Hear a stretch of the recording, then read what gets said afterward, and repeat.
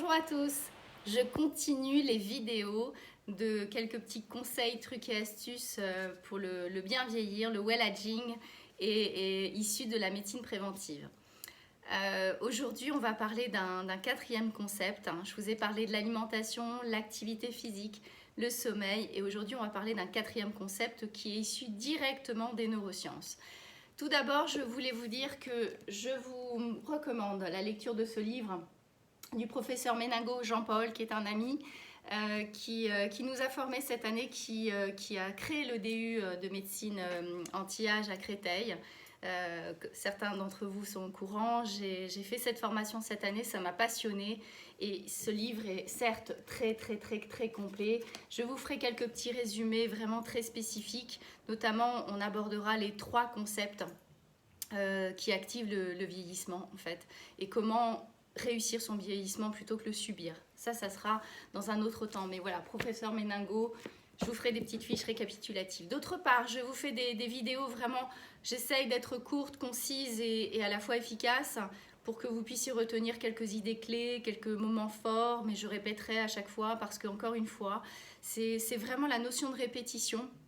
Si vous voulez être dans cette démarche qui est une démarche coûteuse émotionnellement, parce qu'il faut durer dans la longueur en fait. Et une fois, 2 fois, ça ne suffira pas malheureusement. C'est vraiment quelque chose un rituel, une habitude et je suis là pour vous aider à duper positivement votre cerveau, vos comportements, vos croyances pour que votre corps, votre cerveau, tout le monde se prépare en même temps.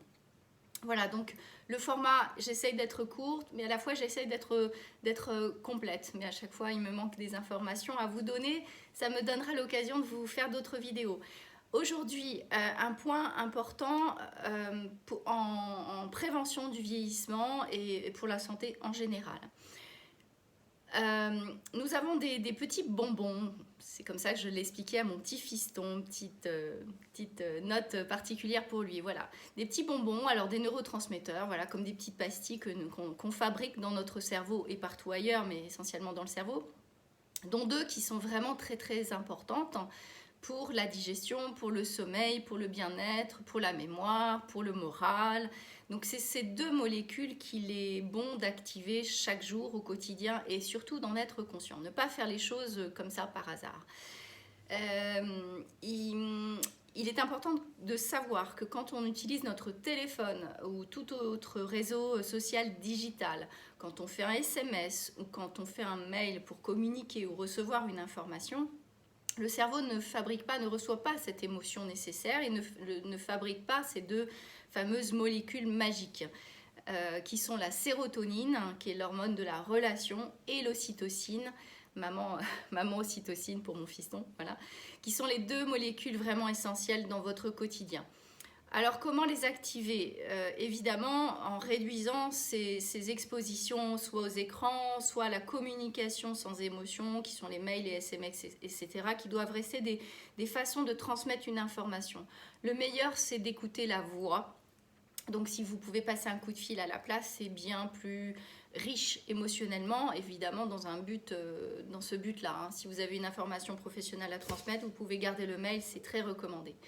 Alors, à l'approche de nos fêtes, on est censé se rencontrer, partager un bon repas, partager un verre de vin. Donc, retenez les petites recommandations que je vous ai faites sur les vidéos ou allez les revisionner et prenez des notes.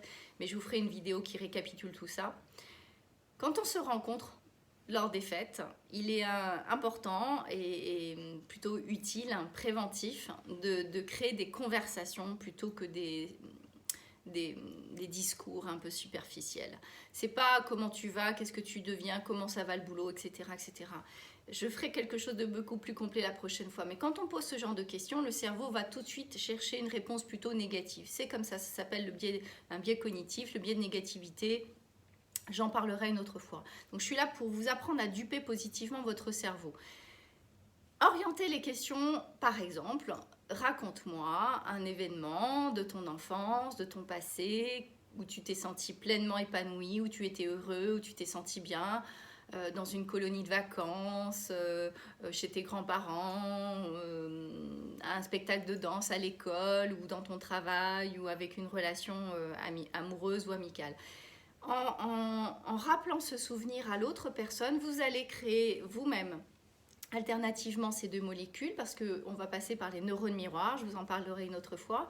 Donc cette conversation qui est orientée vers un souvenir positif, vous allez créer chez l'autre une activation de ces deux molécules. Il faut le répéter, il faut que la conversation dure un certain temps, mais je vous encourage au cours du repas déjà d'annoncer que vous pouvez proposer un petit exercice qui est positif pour le cerveau, pour la digestion, pour la santé, que vous faites un exercice complètement scientifique mais qui durera plus ou moins longtemps, etc. Donc il n'y a pas de danger, hein. Attention, c'est très contagieux positivement parce que ça met vraiment dans une bonne ambiance et ça crée quand même un bon lien. Si vous voulez au cours de vos fêtes de fin d'année, en plus de soigner votre alimentation, votre sommeil, votre mobilisation d'organes avec l'activité physique, créer de belles conversations avec des sujets orientés positivement que vous aurez clairement choisis.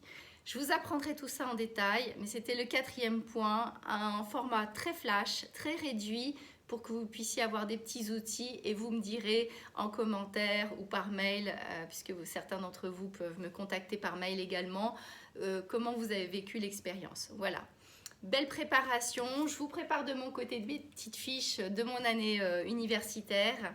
Et n'oubliez pas, la santé est un capital immatériel, inestimable, et je compte sur vous pour la conserver. À très bientôt, portez-vous bien, je vous embrasse tous. Bye!